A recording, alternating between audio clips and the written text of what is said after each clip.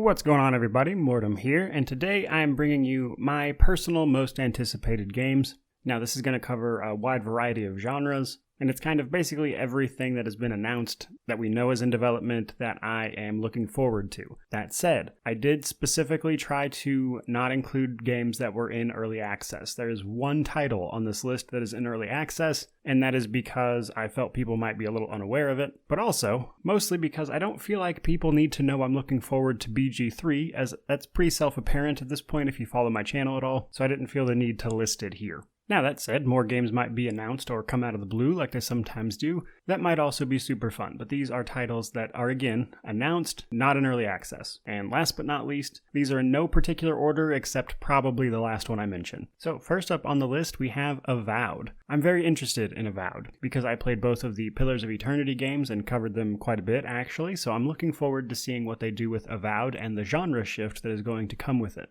Because the world of Eora is one I just really enjoy, and I'm looking forward to getting to explore that in any game, really, but specifically I'm interested in seeing what they managed to do with Avowed. Next up, we have The Outer Worlds 2. I liked The Outer Worlds quite a bit. As I mentioned in my review, I don't think it's quite the game that they tried to market it as, but if you ignore that kind of stuff, I had a lot of fun with The Outer Worlds. And knowing that they were on a bit of a limited budget when they made it, I am actually excited to see what they do with more resources and more money on a project like that. And I think The Outer Worlds 2 is kind of going to be make or break for that series, if you will. It's either going to be really good and well received because they had the resources to make the game they wanted to make, or it's going to be like, this isn't really for me. Third on the list, we have Starfield. Starfield is an interesting one to me because I am simultaneously interested in it because the premise sounds interesting. And while some of the news I've heard kind of helps with that, like for instance them saying it's more of an RPG-focused style game than their previous entries that Bethesda has made, at the end of the day, I'm looking forward to it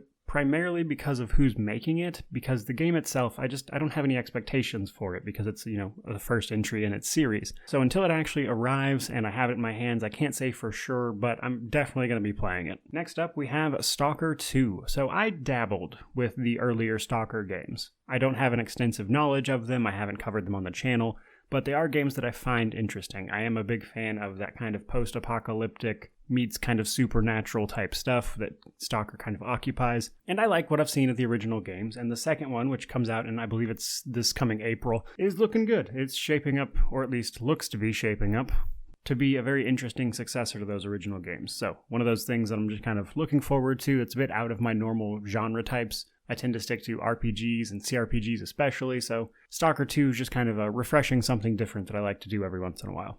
Now, easily the most contentious title on this list, we have Bloodlines 2. Now, Bloodlines 2 is still in development. We know that to be a fact. However, there has been a ton of drama surrounding it, and we know that its original developers were canned, and they gave the development over to a separate unnamed company. Now, there are a million reasons to doubt this game. Just point blank, there are. I'm not going to try to defend that at all. But I do love Vampire the Masquerade. I do like the Bloodlines series. I'm a big fan of that universe. And while I don't think anybody on this planet would argue that the development of that game has not been a shit show, I am curious to see how the final product turns out, if and when it ever gets released. Because let's be real, at this point, I don't think anybody would be terribly surprised if they did officially cancel it at some point. But right now, it's in development, so I'm still curious. Now, number 4 on this list, we have Diablo 4. I'm a big fan of the Diablo series, and while Blizzard themselves, and Activision for that matter, are frankly just awful companies, I do love the Diablo franchise. Diablo 4 seems to be trying to take things back to a slightly darker era of the Diablo universe, as opposed to the very stylized visuals of Diablo 3, and because of that I'm very interested in Diablo 4. Diablo 3 for me wasn't awesome. I thought it was okay, but I wasn't super into it. Reaper of Souls I was a big fan of, but the actual base game, not so much. And Diablo 4 looks to be trying to return Diablo to its roots, and because of that, I'm very curious to see how it plays out. Third on this list, this is the only one that is in early access, and that is The Waylanders. This actually very recently got pushed back to, I believe, February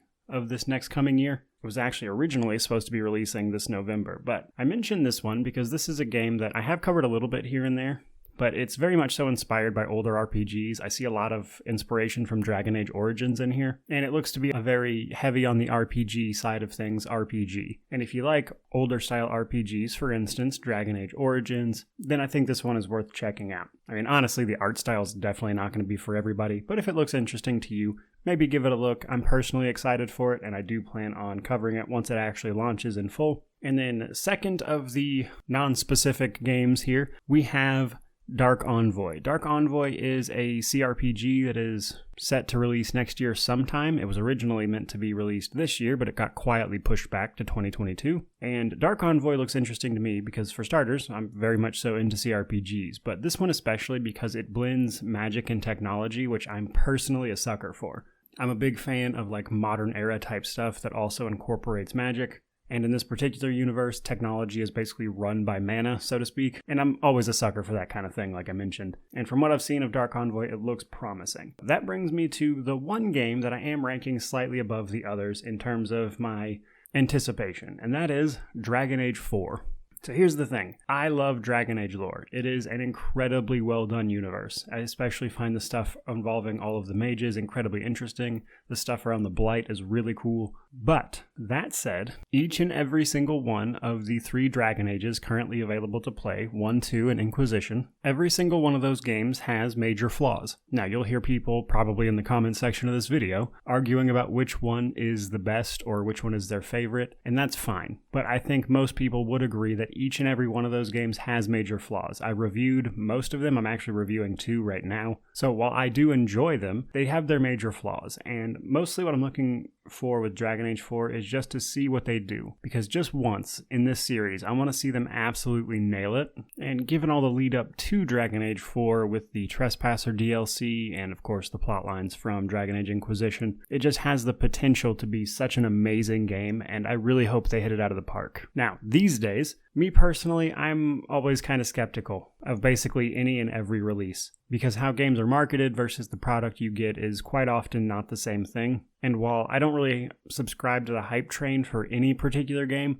I do, obviously, look forward to certain releases. However, I always make sure to pepper in a grain of salt because, to cite the most recent example, Cyberpunk 2077, these games always have the potential of being incredibly disappointing. With that said, I am nonetheless cautiously enthusiastic for all the games on this list. So I hope you guys enjoyed the video. By all means, let me know about your most anticipated titles coming up down in the comment section below. But thank you so much for watching. I truly do appreciate it. The channel is growing every day, and I couldn't do that without viewers like yourself.